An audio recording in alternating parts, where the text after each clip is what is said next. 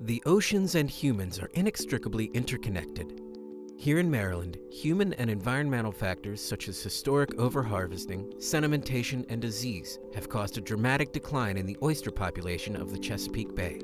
Youth are a strong voice for environmental change, and through programs at the National Aquarium, they are making a difference. In the Aquarium on Wheels work-study program, high school students from Baltimore meet after school to learn about the aquatic environment. Aquarium on Wheels program we make a play involving the Chesapeake Bay.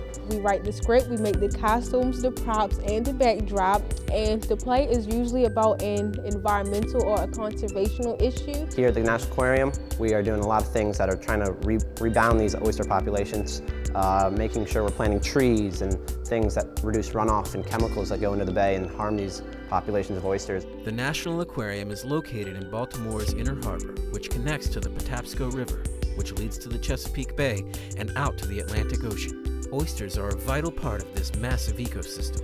As oysters feed, they pull in water which may contain sediment. The sediment is trapped in mucus by the oyster and deposited at the bottom of the bay, removing the sediment from the water column. The result is clearer and healthier waterways. Because they are part of the food chain, we need to protect them in order to keep the food chain going. They are the base of a history of economy here in Baltimore, and it's unthinkable of how life would have existed here 100 years ago if we didn't have oysters. The students will visit the Phillips Wharf Education Center on Tillman Island, which is investigating oyster diseases. There, they will learn more about the effects of oyster diseases and help grow our local oyster population by collecting seed oysters from oyster gardening sites, measuring and counting the young oysters, and placing them in the bay in oyster restoration sites. Baby oysters, if they don't have a hard surface to land on, they'll die. So helping to create hard surfaces at the bottom of the ocean can help oysters to live longer. So what we could do is dump dead oyster shells in the bay so the spat can have something hard to attach to. Maintaining these oyster populations and the overall health of Chesapeake Bay is so important for not only Baltimore, but everything in Maryland and along the Chesapeake Bay.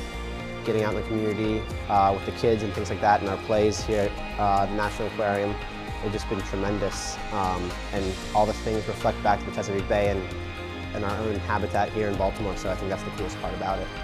Together, with the students of the Aquarium on Wheels program, we will make a difference for the oysters of the Chesapeake Bay. The future of the oyster population is truly in our hands.